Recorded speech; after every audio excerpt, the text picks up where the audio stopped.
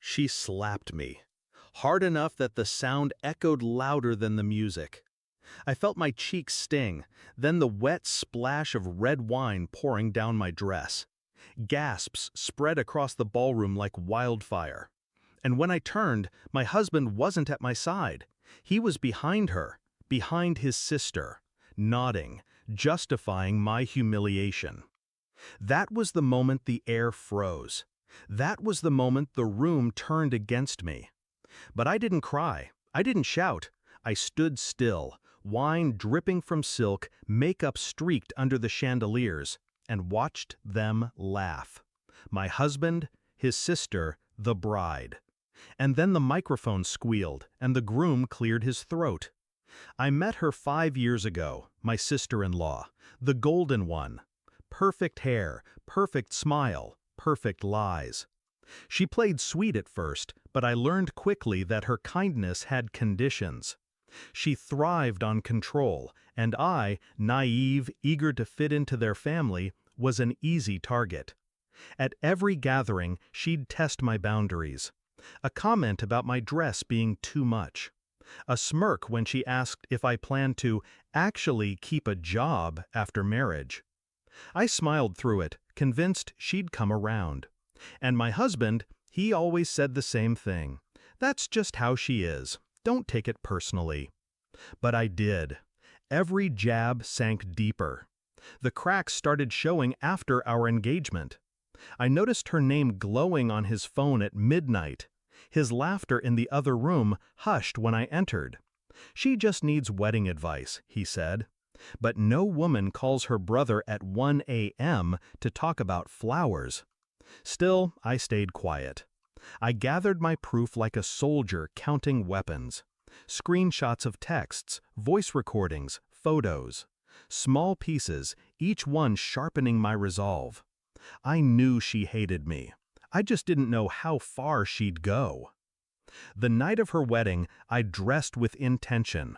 A simple gown, nothing that would outshine. Neutral makeup, a smile rehearsed in the mirror. I promised myself I'd endure her final performance. Then came the slap, the whine, the silence that followed.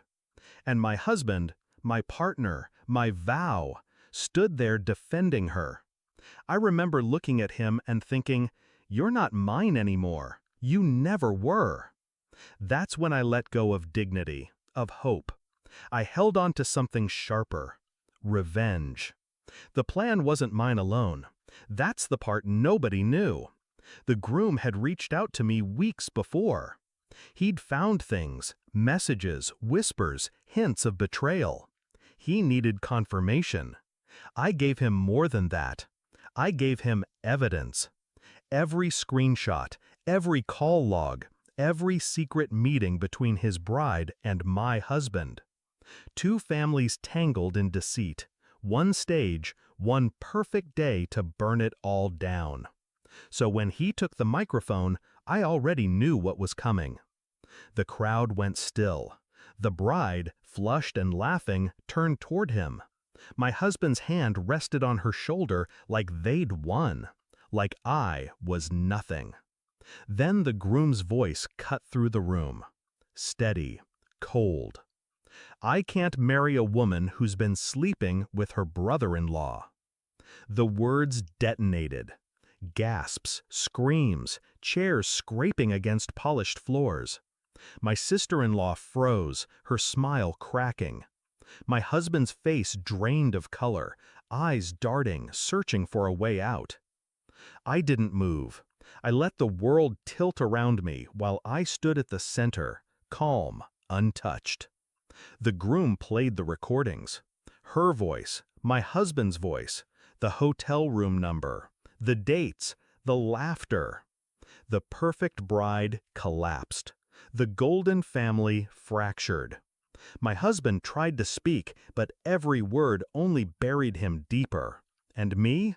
I stood there, wine-stained and smiling. Finally smiling. It wasn't chaos to me, it was justice. Every humiliation she'd thrown at me, every smirk he'd given while defending her, Every lonely night I'd questioned my own sanity. All of it paid in one perfect collapse. They wanted me humiliated. Instead, they were exposed. When the groom walked out, the crowd followed. Nobody clapped. Nobody cheered. The music died. The wedding was over before it began. My husband called after me, begged. His voice cracked in desperation. I didn't stop. I left the ballroom with my head high, my dress stained, but my pride intact. Now, when people ask why I don't wear my wedding ring, I tell them it slipped off. But the truth? I took it off the night I realized what loyalty meant. It meant nothing to him, nothing to her, but to me, it meant everything. So I made them feel the weight of betrayal. And when I close my eyes, I still hear the silence after his confession. The silence of a room watching a kingdom crumble. It wasn't my humiliation, it was theirs, shattered in seconds.